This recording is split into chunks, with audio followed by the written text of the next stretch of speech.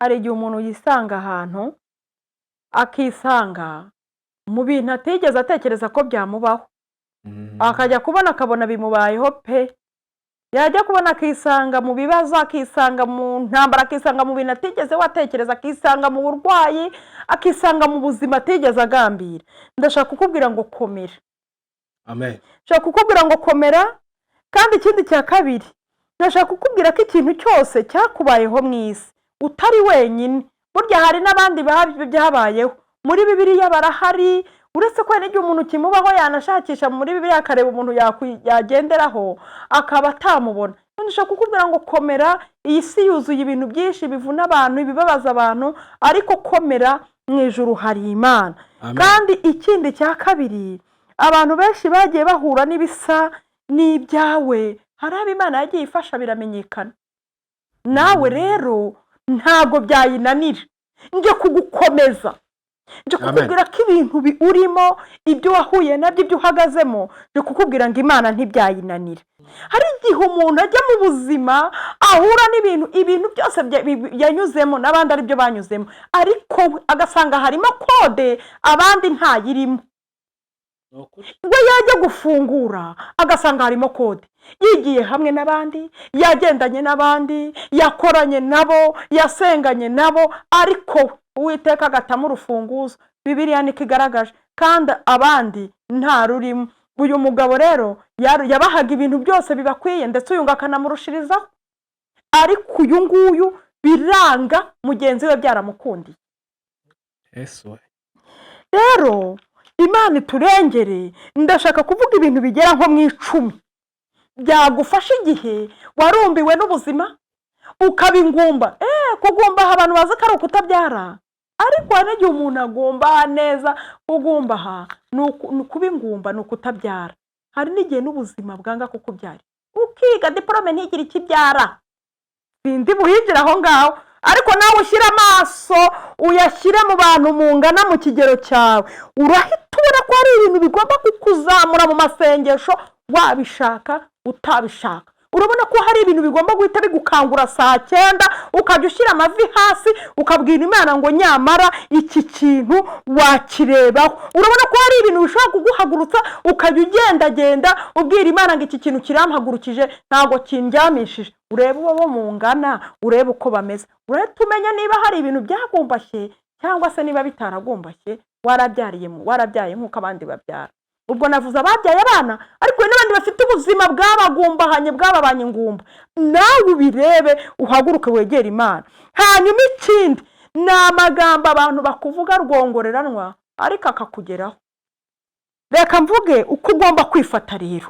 Icyambere, ugomba kumva ko Imana ishaka kukwereka yuko ifite ibitangaza bitabarika. Kubera yuko ibyo bintu amaboko yawe ntago yabishobora cyane, ubwenge bwawe, amashuri, ibyo bintu byose wagerageje, umuryango wawe ntiwabishobora. Uyu Hana yari yaravutse bamurera nk'abandi bakobwa, baramurinda neza, inkumi nziza, mu bigaragara ari n'umugore mwiza cyangwa se umubyeyi mwiza, kuko wumvaga ko n'umugabo we yabonaga ari umuntu w'igikundiro, ariko ibyo abandi bagore babona we ntiyabibona. Hanyuma rero tangira uvuga ibi bintu Mana wabibyazamo igitangaza, kuko njyewe nahuye n'ibyo abandi batahuye nabyo. Wireba, haguruka, wireba amaboko ya Satani ngo bariyuha imbaraga. Hari kuri abantu bahura n'ibintu bikananirana, bakavuga ati ahantu Satani yabifungiye ntawahagera.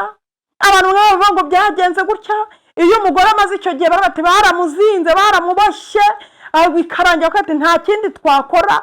N'abandi bahari ibintu bafite ibintu bazi ko Satani nyine yabibitse, naho byagera ntaki.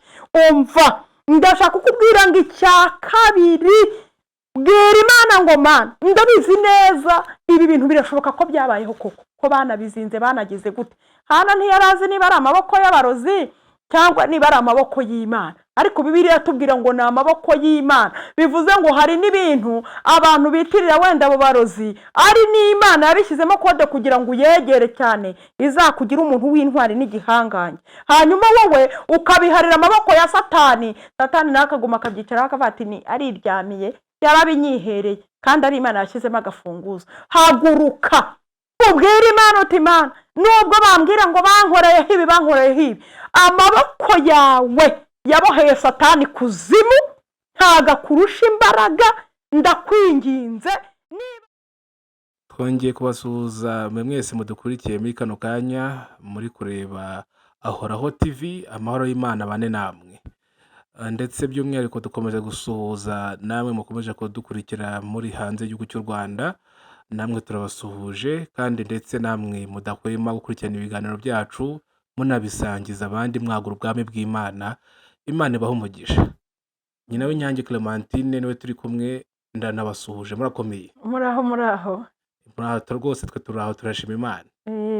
Mwese murakomeye? natwe turakomeye, turashima Imana Yego, yitanga ubuzima, itanga byose. ni ukuri rwose, Imana ihabwe icyubahiro. Amena, turakiyihaye.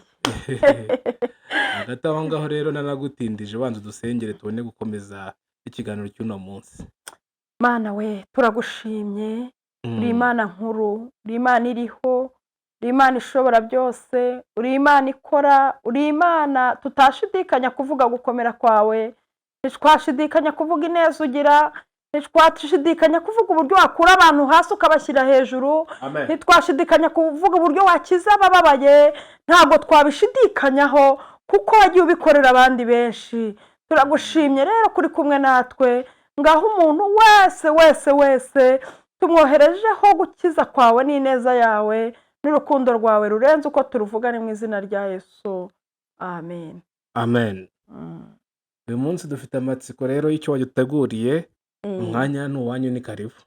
Nje kuvuga uko basengera ibintu bikomeye byananiranye. Ko basengera ibintu bikomeye byananiranye. Ndabifite Mana we. Reka mbihanga amatwi n'amaso byose. Ibintu bikomeye bimwe nyine byababaje umuntu bikamushegesha. Hari igihe abantu baba bafite ibintu, hari igihe umuntu yisanga ahantu akisanga mu bintu atigeze atekereza ko byamubaho, akajya kubona akabona bimubayeho pe. Yajya kubona akisanga mu bibazo, akisanga mu ntambara, akisanga mu bintu atigeze watekereza, akisanga mu burwayi, akisanga mu buzima atigeze agambira. Ndashaka kukubwira ngo komera. Amen. Ndashaka kukubwira ngo komera, kandi ikindi cya kabiri ndashaka kukubwira ko ikintu cyose cyakubayeho mu isi utari wenyine. Burya hari n'abandi byabayeho muri Bibiliya, barahari. Uretse ko n'igihe umuntu kimubaho yanashakisha muri Bibiliya akareba umuntu yagenderaho akaba atamubona. Ndashaka kukubwira ngo komera. Iyi si yuzuye ibintu byinshi bivuna abantu, ibibabaza abantu, ariko komera, mu ijuru hari Imana. Kandi ikindi cya kabiri, abantu benshi bagiye bahura n'ibisa n'ibyawe, hari abo Imana yagiye ifasha biramenyekana. Nawe rero ntago byayinanira, nje kugukomeza, nje kukubwira ko ibintu urimo, ibyo wahuye nabyo, ibyo uhagazemo, nje kukubwira ngo Imana ntibyayinanira. Imana itugirire neza. Hanyuma rero hari igihe umuntu yisanga mu buzima yabureba neza akajya atungwa n'amarira n'umubabaro n'agahinda, rimwe na rimwe akabikoraho abantu batamubona, cyangwa se n'aho abantu bamubona akiyakira. Ngaho reka udufashe udusomere mu gitabo cya mbere cya Samweli. Igitabo cya mbere cya Samweli, igice cya mbere, uhere ku murongo wa 4 ugeze ku wa 7. haranditse ngo umunsi Elukana yatambaga igitambo, yendaga imigabane akayiha umugore we Penina n'abahungu be n'abakobwa be. Ariko Hana yamuhaga 2 kuko yamukundaga. Ariko rero Uwiteka yaramuzibye inda ibyara. Kandi mukeba we yajyaga amubabaza cyane, akamutera agahinda kuko Uwiteka yaramuzibye inda ibyara. Uko niko umugabo we yagenzaga uko umwaka utashye. Kandi iyo yajyaga mu nzu y'Uwiteka, mukeba we yamubabazaga atyo. Yamugiraga gute? Yamubabazaga atyo. Nicyo cyamurizaga akanga kurya, akanga no kurya. Uyu mubyeyi yahuye n'umubabaro. Nukuri yahuye n'umubabaro. Noneho rero impamvu nifashishije izi nkuru, hari utuntu numvaga nashaka kuvuga tw'ingenzi. aba ngo bari abadamu babiri noneho bafite umugabo umwe bose bamuhuriyeho. Nashaka kuvuga iki?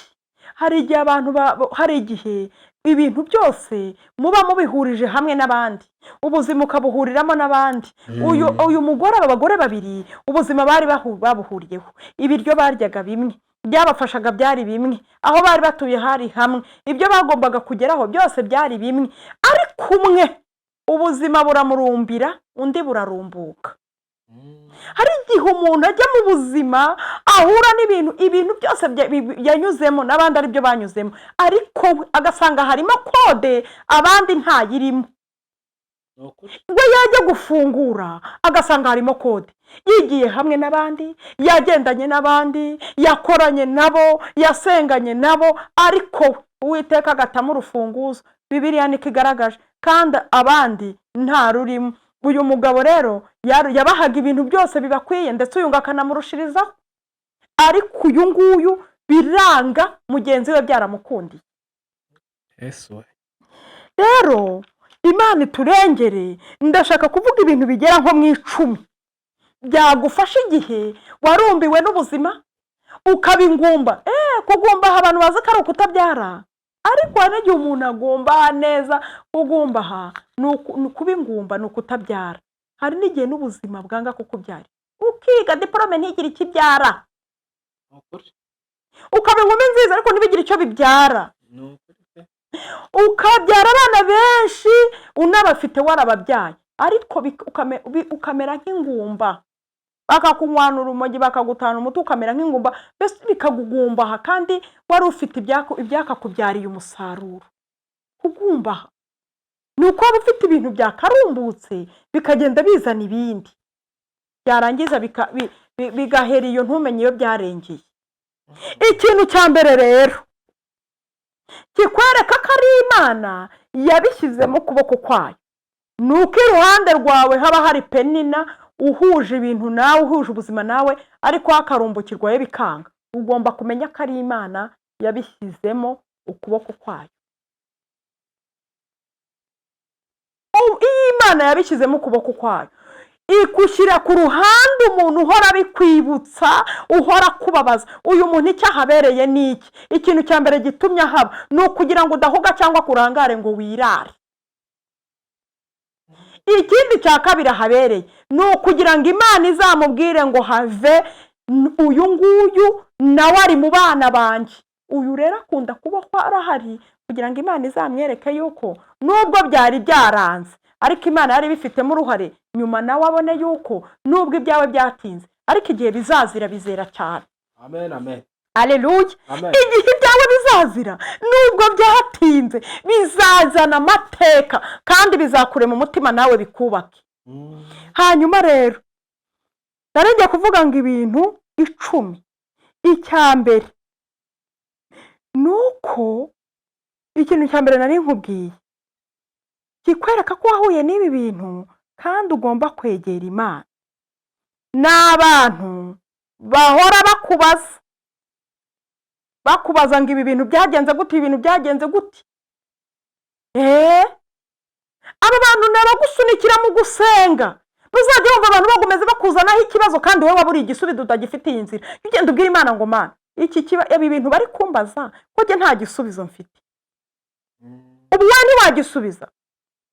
Ikindi kintu cya kabiri kigukora ku mutima, kikakwereka ko ukwiye kujya kongera kubwira Imana ngo Mana, wandengeye ukamfasha. Naba mu kigero cyawe, n'abantu mungana, n'abantu mwiganye, n'abantu mwagiye mugendana, n'urungano rwawe. Burya iyo urushyizemo amaso rukwereka niba warahuye n'ubugumba bw'iyi si cyangwa niba butarakugeraho. Sindi buhigire aho ngaho, ariko nawe ushyira amaso uyashyire mu bantu mungana mu kigero cyawe, urahita ubona ko hari ibintu bigomba kukuzamura mu masengesho, wabishaka utabishaka. urabona ko hari ibintu bigomba guhita bigukangura saa 9 ukajya ushyira amavi hasi ukabwira Imana ngo nyamara iki kintu wakirebaho. urabona ko hari ibintu bishobora kuguhagurutsa ukajya ugendagenda ubwira Imana ngo iki kintu kirampagurukije ntago kindyamishije. urebe uwo mungana, urebe uko bameze, urebe tumenya niba hari ibintu byagumbashye cyangwa se niba bitaragumbashye warabyaye nk'uko abandi babyara. ubwo navuze ababyaye abana, ariko n'abandi bafite ubuzima bwabagumbahanye bwababanye ingumba, nawe ubirebe uhaguruke wegera Imana. hanyuma ikindi ni amagambo abantu bakuvuga rwongoreranwa ariko akakugeraho, bavugira hirya batanabasha kukubwira, ariko akazabacika agatoroka hariya akakugeraho. hanyuma ndashaka kukubwira ngo ubuzima niko bumeze. Imana itugirire neza. bamwe baha umugisha batavunitse, abandi kabaha ibikomeye. ntabwo ari uko wowe ntacyo wacumuye kiruta icy'abandi, ntabwo ari uko utavukiye amezi 9, ntabwo ari uko Imana ikwanga, nta nubwo ari ikindi kintu cyabiteye, ahubwo naje kukubwira ngo nukugira ngo imirimo y'Imana izerekanirwe muri wowe. Amen. Nari gusoma na hahandi wa muntu wavutse ahumye neza nta n'utumenyetso, ariko kubera umwanya n'ibi bintu ushaka kuvuga ntago mpavusoma, ni kugira ngo imirimo y'Imana yerekanirwe muri wowe. icyambere rero Imana itugirire neza. biriya narindi kuvuga byo hejuru ni ibikwereka ko hari ibintu wagombaga kuba ufite utagize, byabaye ingumba muri wowe, byazimiriye muri wowe kandi wakagombye kuba ufite. amagambo bakuvuga rwongorera nakakugeraho, ayo bakwibariza ibibazo bakubaza udafite ibisubizo, n'abantu bo mu kigero cyawe. Imana itugirire neza. hanyuma reka mvuge uko ugomba kwifata rero. icyambere ugomba kumva ko Imana ishaka kukwereka yuko ifite ibitangaza bitabarika, kubera yuko ibyo bintu amaboko yawe ntago yabishobora cyane, ubwenge bwawe, amashuri, ibyo bintu byose wagerageje, umuryango wawe ntiwabishobora. uyu Hana yari yaravutse bamurera nk'abandi bakobwa, baramurinda neza, inkumi nziza, mu bigaragara ari n'umugore mwiza cyangwa se umubyeyi mwiza, kuko wumvaga ko n'umugabo we yabonaga ari umuntu w'igikundiro, ariko ibyo abandi bagore babona we ntiyabibona. hanyuma rero tangira uvuga ibi bintu Mana wabibyazamo igitangaza, kuko njyewe nahuye n'ibyo abandi batahuye nabyo. icya kabiri, wireba, haguruka wireba amaboko ya Satani ngo bariyuha imbaraga. hari kuri abantu bahura n'ibintu bikananirana bakavuga ati ahantu Satani yabifungiye ntawahagera. abantu nk'abo ngo byagenze gutya, iyo umugore amaze icyo gihe bati baramuzinze baramuboshye, bikarangira ko ati nta kindi twakora. n'abandi bahari ibintu bafite ibintu bazi ko Satani nyine yabibitse naho byagera ntacyo. umva ndashaka kukubwira ngo icya kabiri, bwira Imana ngo Mana ndabizi neza ibi bintu birashoboka ko byabayeho koko, ko banabizinze banagize gute.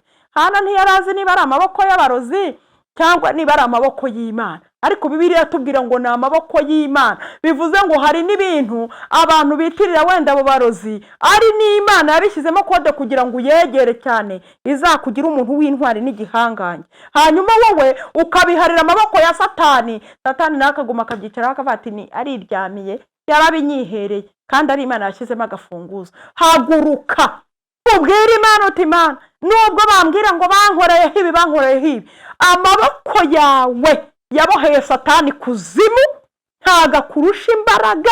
ndakwinginze niba baranavuze ngo nabohewe aha, ntubyemere, ndibohoza mu maraso ya Yesu. Aleluya. icya gatatu, wigira ipfunwe. ntawe ubaho nk'uko abandi babayeho. wigira ipfunwe ibintu utizaniye, ibintu utikururiye, ibintu amaboko yawe atagushyizeho. wigira ipfunwe. Imana itugirire neza, Imana idutabare. wigira ipfunwe, umugambi w'Imana urakomeje kuva ugihumeka. ibintu bigutera ipfunwe ongera witekerezeho ikintu wahuye nacyo. hari abandi bahuye nacyo benshi nkawe, kandi hari abandi batanga ubuhamya bavuga ko Imana nabo banyuze aho unyuze bakagera n'aho ugeze, ariko Imana ikabarengera. naje kukubwira ngo icya gatatu, ongera ubwire Imana ngo Mana kuva ukintije uyu mwuka, umugambi wawe kuri jye nukomeze unyereke n'ibyiza, dore natinze ahantu hari ibibi. umugambi w'Imana uracyakomeje. Amen. Wigira ipfunwe, wagira ipfunwe uzi ko ari we wabyikururiye, kandi niyo wabyikururira hari Imana ikuraho imyanda n'ibintu byose twagize, ikura abantu muri puberi ikaboza ikabakarabya ikabahindura, ikanabasiga ikanabambika. Niba ari nabo wabyikururiye, genda ubwire Yesu ngo uri umunyembabazi, kandi imbabazi zawe ledo pivo ayawe uyabwira ngo imbabazi zawe ntabwo zishira, ntabwo zirangira. Nanjye nubwo yaba ari igihe wabyikururiye, ntabwo imbabazi zawe zarangiye, ntabwo ari igihe zarangiriraho. Wigira ipfunwe rero, ipfunwe ririca, ipfunwe ribwira umuntu ngo iyahure, ipfunwe ribwira umuntu ngo ntibigishobotse, ipfunwe rifata umuntu rikamuzingira ahantu hamwe, ipfunwe rifata umuntu mu bantu. Mwana tugirire neza. Icya kane, iryo pfunwe icyo rishaka ni ukugusha mu bantu, kuko ikigeragezo gitinze gica umuntu mu bantu ndetse kikamwereka n'ibitariho. Ikigeragezo gitinze kiravuga, uzi ko kiza kikakuganiriza. Ntabwo mfitasiyo ngo ujye mu bukwe ukavuga se ndajyayo, ngiye se ngo nzabatumire. Bavuga ati tugiye guhemba umuntu. Ikigeragezo gitinze kiravuga, turajya mu birori byo guterura abana b'abandi se wewe ngo uzabyare. Urumva ikigeragezo kiravuga, ikigeragezo gitinze kigira umunwa kiravuga. Bavuga bati rero tujye kureba umuntu runaka byagenze gutya na gutya, cyangwa se dushima Imana. Kikakuvuga ati urashima Imana, wowe urayishima. Ubu ngubu wowe wajya imbere abantu ugashima Imana? Hari ikintu Imana yaba yaragukoreye? Wowe ufite uruvugire. Umva nshuti yanjye, umva muvandi, urarufite, ntabwo wiremye. Aho ni wowe Imana ihakugejeje. Ihakugejeje rero wigira ibibazo bituma ucika mu bantu, ahubwo genda ujyayo, ujya mu nzu y'Imana. Ibi bintu byabaye kuri Hana. Nguyu mugore Penina yaramubabazaga, ngakamubabaza ku buryo Hana ngo yarariraga no kurya ngo bikamunanira, ngakavuga kumva ntacyo amaze. Hari n'igihe kimwe narahasomye giye mpinjiramo, we n'igihe umugabo yamubwiye atari kuranyishyuza abana, njyewe nijye ntanga abana, nawe amubwira nabi kuko undi yaramusabye ibyo adafite. N'uriya mugabo ntabyo yari afite. Ntabwo ntawakwiyemera ngo niwe wabahaye Penina, kuko iyo aza kuba ari ubatanga ari kubaha na Hana. Rero ntihazagira umuntu ukubwira ngo hari ibintu afite, hari ukuboko kwe kurimo. Ntihazagira umuntu ukubwira ngo nuko niza. Ari igihe umuntu abona ibintu akabona biragenda biza, ukavukana n'umuntu cyangwa ukayigana n'abantu cyangwa ukabyirukana nabo, uba bakagenda bizi ko bafunguye aho bageze byemera, wowe ugasanga harimo password. Rimwe na rimwe isi kazi kakuganiriza, iki kigeragezo kiravuga kikakubwira yuko wowe hari ibyo wacumuye, hari uko uteye, hari ibiki. Wicika mu bantu kugira ngo ibintu Imana izakora abantu bazavuge bati koko. Amen. Koko twarabibonye. Bazavuga ibyo babonye, umerewe uco bazahindura amagambo bavuga ibindi. Ongera wicika mu bantu, jya habona. Mwana tugire neza, kandi ujye ugerageza nujya mu bantu wiyumanganye wisekere. Urumva iyahagukize izahagukura ku mugaragaro. Amen, amen. Hanyuma ngo yamuteraga agahinda ku buryo yararaga arira akiyirirwa arira. Urumva kwari ukugira ngo ajye avuga ati mujya gusenga nimwe muvugana n'Imana, mujye mugenda mujyeyo, mwebwe mujya muri ayo materaniro. Urumva Penina yafataga abana be, barashaka bageze mu rugo, Penina arabyara. Buke Hana aravuga ati wenda nanjye ni amezi 3 ane nzabyara. Abona umwaka urihiritse, abona 2 irihiritse, abona byaye wa 2, arategereza. Abona undi byaye undi wa 3, arategereza. Aravuga ati nderuye, sanze nge mfite ikibazo muri uyu muryango. Ariko ngo uwo mugore agerageza no kumubabaza. Ibyo bikubabaza rero ni ibigusunikira ku Mana, ntucike mu bantu. Icya gatanu rero, aleluya, nicyo narindimo nkubwira. Ibikubabaza uzahura nabyo igihe uri muri urwo rugendo, igihe ukiri muri ibyo bintu, ugenda ubibwire Yesu ayo marira uyamanura uko ari. Ntuzajya kwishyiramo abantu, ahubwo ugenda uyamanura Imana, uyarire, ubwire Imana uti Imana ngaya aya marira. Ubwire Imana byose, uyibwire biri uko wabyumvise. Ugibwira uti kandi ese biriya bintu wabyumvise, biriya bintu wabibonye. Nturegane, ntujye gutongana, ntugire usubiza ko kaho uhagaze nyine. Igihe kikwita izina, iyo udakora witwa umushoferi. iyo urwaye ukamara igihe witwa indembe, witwa umupfu. Iyo umaze imyaka myinshi utarabyaye witwa ingumba. Abantu ntibanabyumva. Nta bindi ngenda asobanura by'andi mazina, ariko arahari. Ikintu cyose abanyarwanda bazi ubwenge bagishakiye amazina, n'abanyamahanga babifitiye amazina. Ariko reka nkubwire, wisubiza umuntu ukwita izina kuko si wowe waryiyise, nyine ni igihe cyari ku isi. Genda ubwire inyuranye ibihe, genda uyiririre, genda uririre inyuranye ibihe, ntucike intege, ntubireke. Genda uyibwire inyuranye ibihe, uyiririre. Ubu mubabaro ugenda ubwo isoma muri uyu mutima, birebe umubabaro wawe wose, uwumanure n'ariya marira uyayimanurira imbere, uyibwire uti birebe, wanyuranye ibihe. Iri zina warikuraho bakanyita irindi, kuko iri zina ni wowe watumye rinyita. Hanyuma rero warikuraho bakanyita irindi, bakanyita umufongisiyoneri, bakajya bavuga ngo wa wundi runaka. Imana yabikora. Wabikuraho bakanyita umubyeyi wabyaye barindwi. Mana turengere. Uyu Hana 6 yaje kugera igihe asanga abana aha n'ibyifuzo bamukiza urw'amenyo, asanga na Penina nawe niwe ugenda umujomba ibikwasa. Se uragiye ati bagwaye imigabane 2, ati giye dore buri wese ati ntwaza, ati dore n'abariya byabavurnye bintwaze. Birese ko ntacyo ujyanye, yari afite ibyamujomba, ngo yaramujombaga ngakamujomba kongera akamujomba. Ibyo bintu bikujomba rero, bikakujomba bikongera bikakujomba, byikujomba by'amagambo, by'ibyo wumva, by'ibyo witekerezaho nawe, ibyo wibwira. Ntubirekera aho ngaho, uhaguruke noneho wige gusenga, ugende ubyereke Yesu. 6 rero ngo yahise yiga kwisengera wenyine ku giti cye.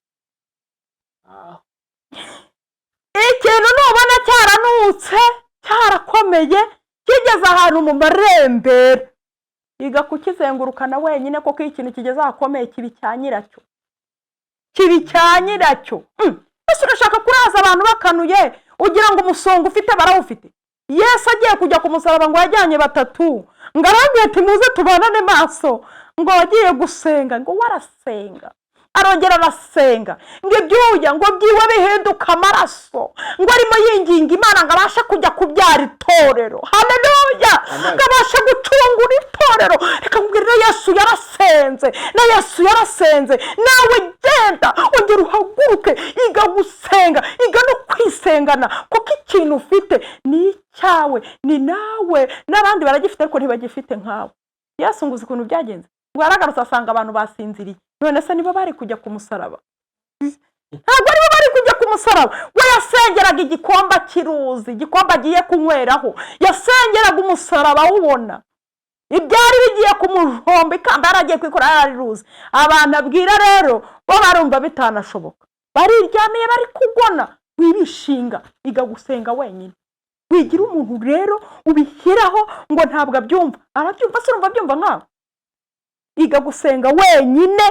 Imana tugirire neza ku giti cyawe, kandi bucece ubwire Imana, ukuri uyibwire byose, uyereke byose. Nahariho hose ni wowe. Naje kukubwira ngo ni wowe Imana ishaka, kuko ni wowe yashyiriyemo urufunguzo, ngo yari yaramunazemo akantu k'ingumba, yari yaramugize ingumba ibishaka. Ni wowe ishaka, ni wowe. Niba bariya mwarajyanye nyuma bagacika intege bakarekeraho, wowe komeza. Bacitse intege nyine, none se umusonga wikoreye barawikoreye, wowe komeza. Ubwira Imana ati none dore nsigaye jyenyine, reka dusigarane. Dore bamfashaga barabiretse, babuze umwanya. Mfasha wowe noneho rero dusigarane. 7 urumva, iga guhiga imihigo.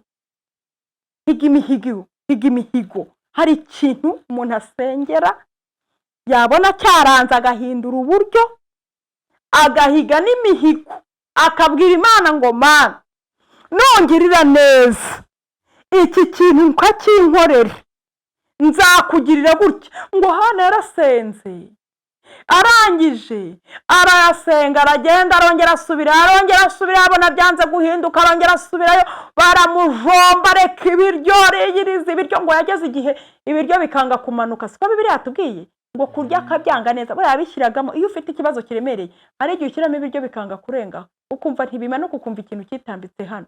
ibyo byose abona ntibikoze. Arangira bati rero ngiye no guhiga imihigo. Icya karindwi ahigira Imana imihigo, aravuga ati nunkorera iki kintu Mana nkabona uragikoze. Higa imihigo kandi uvuga ikintu cy'imbaraga, uzemera nyine nawe ukikibeho nk'inyama. None se icyo ushaka ntigikomeye? Higa imihigo.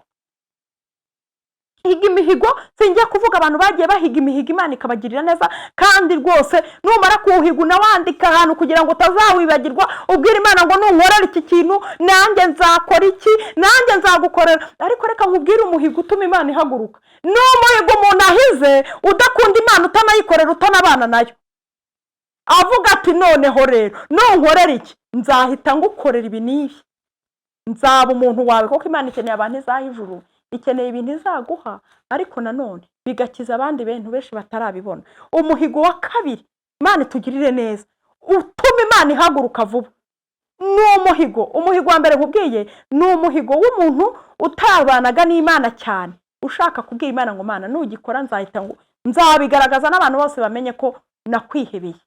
Umuhigo wa kabiri nanone uhagurutse Imana.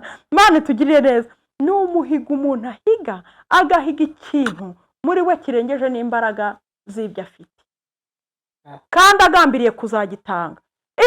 Nigeze numva umuntu twasenganya n'umuntu aravuga yari yarabuze akazi abona ko atanaboneka, aravuga ati wite nungirire neza ukampa akazi, umushahara wa mbere w'ukwezi nzawukuzanira mu nzu y'Imana kandi nzafata mikoro mbivuge. Kandi yari atarafata mikoro n'umunsi warimo. Imana iravuga iti iki hafize iminsi ntwumva yarakamuhaye. Aleluya. Amen. Nyuma reka tukomeze. Aleluya. Hanyuma narivuze ngo higa imihigo, kandi umuhigo ukurikirana n'ibyo umubwira Imana uti nzawukorera. Hana ngo byaramucanze, aragenda bati Imana noneho numva umwana wanjye ahubwo umuwawe. Urumva atari cyo yayibwiye, nagata umwana uzama. Nashakaga umwana wanjye nzajya ndyamana nawe nkakina nawe nkatuma, ariko noneho ngiye mu nda yanjye nyuzamo umwana nzaguha. Numara kumwuma ngewe nzamukuzanira, azagukorera iminsi yose. Sinzamutuma amazi, sinzamutume kunkuburira, sinzamutume kumvomera, azaza gukorera. Ariko mvaneho igitutsi n'igisuzuguriro. Yewe baba we Imana ngo yicaye mu ijuru intebe iranyeganyega. Yavuga ati noneho yarenze abafite abana birirwa bakina nabo n'ababakorera, arashaka umwana azampa. Imana itugirire neza. Hanyuma icyamunani nyiraho ku cya karindwi ngo Imana yaracyumvise iravuga iki sinakihanganira. Icyamunani rero nuzaha agaciro uko abantu bazagufata igihe uzaba urimo ushaka Imana usenga, uyishaka uzamuka, nibashaka bazavuga ngo wataye umutwe. Hana yaragiye arasenga, umutambyi amubonye aravuga ngo yasinze. Igihe amubonye kubera ukuntu ari kudondobekanya amagambo, kubera ukuntu ameze, kubera ukuntu ari kusenga arira, kubera ukuntu yariranaga agahinda, kubera ukuntu umutambyi ngo aramwitegereza bati uriya mugabo, uriya mugore wataye umutwe, uriya mugore aza mu rusengero gukora ikidi. Reba umuntu wari ugeze ahantu umutambyi amubona akabona yarasinze. Ni ukuri uzi ko ibintu bigera ku muntu neza abantu bakabona nta bwenge agira. Ibibazo bigira ku muntu, abantu bakabona uri igicucu. Abantu ibibazo urimo byawe bazabibonera impamvu. Ndashima Imana yo imenya icyo ugendereye. Amen. Ibintu abantu ntuzaha agaciro uko abantu bagufata, ntuzaha agaciro uko bakuvuga, ahubwo uzarebe icyo ugendereye n'icyo ukeneye n'icyo Imana izagufata muri icyo uzaba uri gukora. Ngo umutambyi aramurebye ati mbega umugore wasinze, uyu mugore yarasinze pe, uyu mugore ari mu biki. Biranamurenga ngo aramwitegereza, arangije biranga aranabivuga. Ngo aramuhamagara ati niko wa mubyeyi uzageza hehe isindwe ryawe, kandi atanyweye nayari. Arangije ngo aramubwira ngo mbese waretse vino yawe. Umva amagambo, umva uri umubyeyi we utananywa inzoga utarigeze uzinywa kubera umubabaro n'agahinda no gusengana intimba. Umuntu yakureba akabona warasinze uri umusinzi. Urumva abantu byari bigeze, ariko akavuga ati ndabibwira Yesu n'ibimyira bimanuka n'amarira ari wambwira aranyumva. Hanyuma ngo uyu mugabo aramusubiza ngo ni ukuri muzabisome mu bice 12 umurongo ku murongo wa 12. igice cya mbere umurongo wa 12 kugeza kwa 16 ngo aravuze ngo ni ukuri ntabwo nasinze, nta nubwo ndi umugore w'igicucu utazi ubwenge. Mugira ngo gushaka Imana ukayikubaho ukayikomezaho ni ubucucu, kugira ngo ni ubugoryi? Oya, ntabwo ari ubugoryi. Kenyera ushyireho umushumi wongera ukomeze, kuko icyo urwanira ntabwo cyoroshye. Imana itugirire neza. Baravuga ngo sinasinze, ahubwo umubyeyi ufite agahinda, mfite umubabaro, ndababaye. Ngo Imana iri mu ijuru nayo ihita ibireba, uwo mutambyi nawe ngo bimukora ku mutima, ngo arabateye Uwiteka guha icyo yagusabye. Muvandi, Imana iguha icyo umutima wawe urimo ushaka. Amen. Imana iguha icyo umutima wawe urimo ushaka. Imana itugirire neza. Arababwira ati rwose ni umugore ufite umubabaro, ni umugore ufite agahinda, ntabwo ndi umugore w'igicucu. Imana itugirire neza. Aleluya. Kandi ndashaka kukubwira ibi ngibi akimara kubivuga ngo yaratashye, Imana imugirira neza. Ngo imaze kumugirira neza ngo agaruka imbere ya wa mutambyi. Ndi kugusabira ngo uzagaruke imbere y'abantu bakwise umusinzi n'umutamutwe n'udafite ubwenge n'uwarindagiye. Ndi kugusabira ngo uzabagaruke imbere ubabwira ngo ni jye wa wundi. Haleluya. Ubabwira ngo ni jye wa wundi. Haleluya. Imana nimara kubikora ntuzabireke, uzagaruke hahandi ubabwira ngo ni jye wa wundi wazaga imbere yawe, ni jye wa mugore, ni jye wa mugabo, ni jye wa musore, ni jye wa mukobwa wazaga imbere yawe mfite agahinda, narasebye, abantu babona ndi igicucu, abantu babona nta bwenge ngira, abantu babona narataye umutwe, abantu babona byararangiye. Nawe ubwawe wabonye nari nasinze, nari nuzuye agahinda, nari nuzuye umubabaro, ariko noneho ngarutse gushima. Naryo ni isengesho. Amen. Ngarutse gushima. Imana ishimwe. Nsoza ndashaka kukubwira ngo iyo ibyawe byanze, iyo ibyawe byatinze, Imana ibishaka kukwereka ko ugomba gusenga, kuko ibizaguha ibintu bizaramba, kandi bizaguha ibintu bizandika amateka, ibizaguha ibintu bizarama, ibizaguha ibintu bizabeshaho benshi, nawe bizakuzamura mu ntera. Aleluya. Amen. Ngiye gusenga Imana rero. Imana ihimbaza. Ibizaguha ibintu uzasome muri Bibiliya abantu benshi byabo byatinze. Iyo byazaga bifite izina. Samweli yaraje, Hana ngabona ijambo, ngahita avuga ngo wari ingumba byaye kangahe?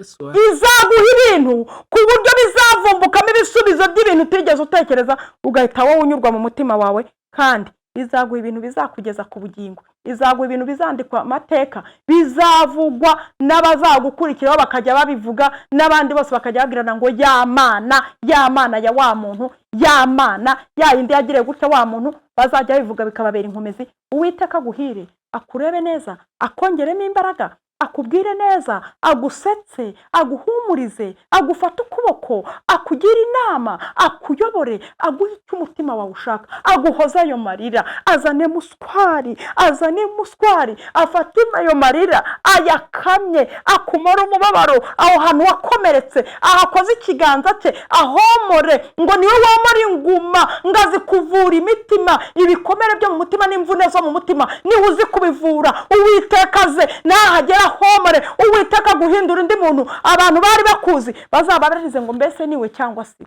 bo cyangwa barasa. Reka dusenga Imana. Mana data twese uri mu ijuru. Senge abantu bafite ibintu byamaze igihe kirekire. Hari abantu barwaye biramenyekana bimara igihe kirekire, basigarana ibibakina ku mubyimba, basigarana ibibakomeretsa. Hayiwe, hari abantu batinze kubyara bamara igihe kirekire. Hayiwe data wa twese, basigarana ibibakomeretsa. Hari abantu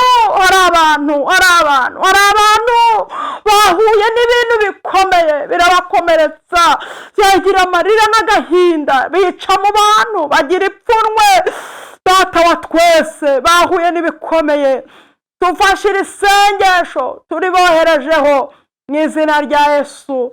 iri sengesho mwami unyemerere bakorera imirimo n'ibitangaza, kandi nyakubahwa Imana tuzumva abantu bazashima bavuye muri iki kiganiro bacyumvise. Nyiringabo Imana ntubasige ntubareke, ahubwo bakomereze mu mbaraga zawe. Urakoze kuri umutunzi w'imbabazi, kandi urakoze ko amaboko yawe agikora. Uko wagiriye neza Hana, uko wagiriye neza Yampumyi, uko wagiriye neza wa muntu wari umaze imyaka 38 ku kidendezi, uko watabaye wa mugore wari umaze imyaka 12 ava yakora ku ncunda zawe agakira.